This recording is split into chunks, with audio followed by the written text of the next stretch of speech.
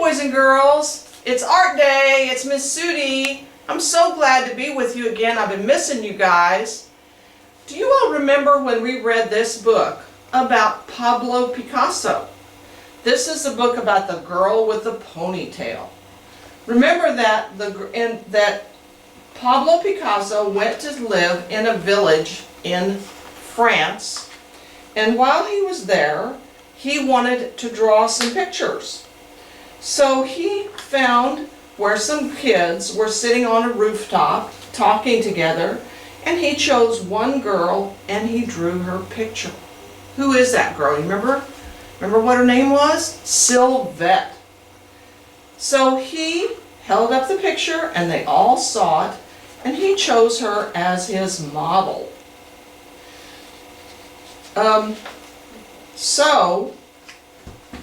Remember, here's a picture of Sylvette sitting in her bentwood rocker.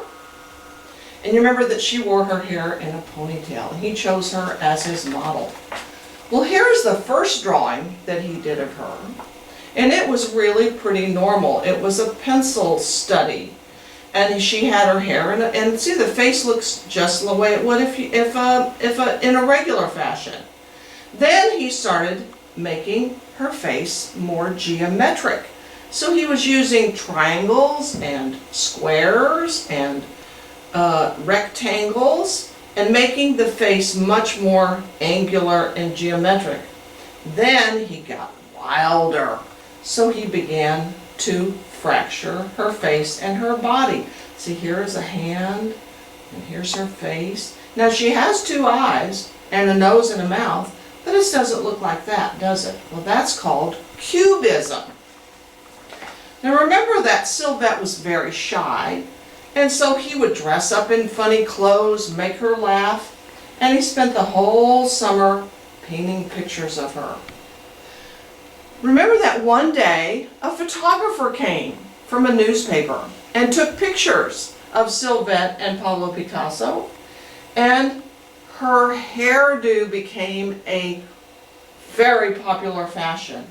Everybody wanted to have their hair in a ponytail. Well, in this story about Pablo Picasso, remember that he did some sculptures also. Here is a cow's head made out of a bicycle seat and some horns. And he also shared with Sylvette how he painted, and he painted the way he felt.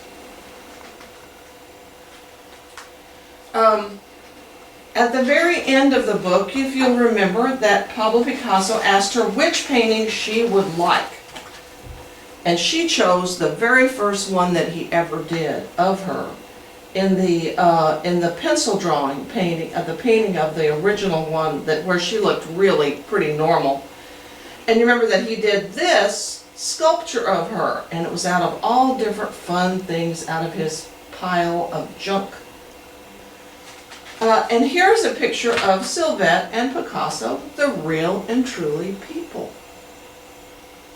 And Sylvette's in her bentwood rocker with her ponytail. Remember, I told you that Sylvette was a real person, and she even visited San Antonio and the McNay Museum.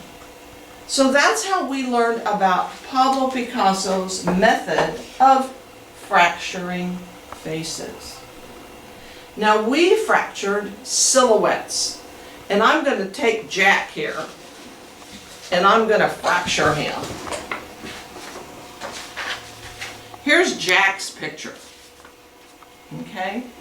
And the way we learned to do it was that we cut it in several pieces and we reassembled it on a piece of colored paper. But we might turn the nose upside down. Let's turn Jack's nose upside down. Or maybe his ear, we'll cut that out to be a oval. And we'll stick it over here by his ear. So you get the idea. How about if we take, how about if we cut his mouth out? Let's make his mouth a rectangle. And then we might put his mouth over here where his eye went.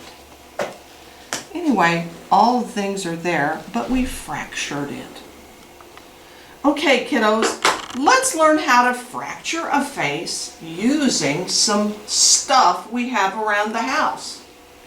What have I got here? I have a graham cracker taken out of this box right here.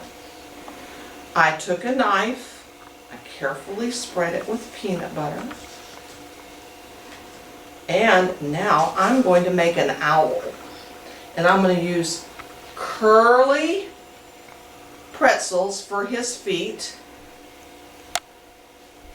And let's see, I'm going to use a cashew, a nut, for his nose. If you don't have this, you can use something else. And I'm going to use almonds as his wings.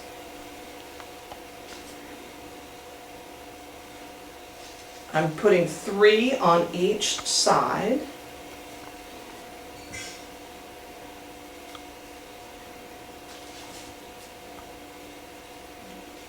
And I'm going to use some Cheerios for his eyes.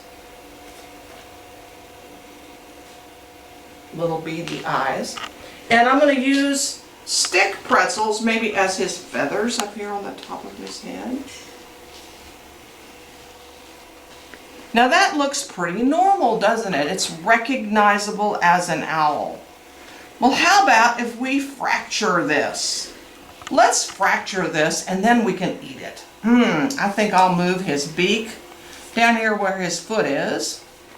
And I'll move his feet up here where his, how about if I put it up on the top of his head here? And let's move his eye down here by a wing. And let's move the wing, oh, right here in the middle. And then, guess what you can do? You can eat it. Yummy! So fun. Miss Sudie, I don't have a graham cracker. Well, look what I used. A piece of bread. And I did the same thing again.